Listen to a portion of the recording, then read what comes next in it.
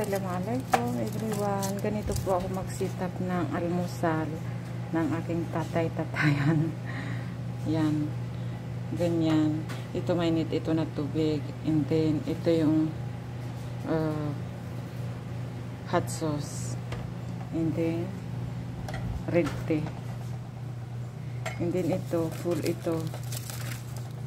Ayan siya. Nilagyan ko siya ng foil para hindi lumamig. Hindi yan. May mga yan o. Nilagyan ko din ng foil para hindi lumamig. Ayan, nandito ako sa sala. Nilapag ko dito para pagkising ng aking tatay ay agad niyang may inom. At least hindi lalamig. Para-paraan lang. Para magaan sa trabaho. Diba? Ayan.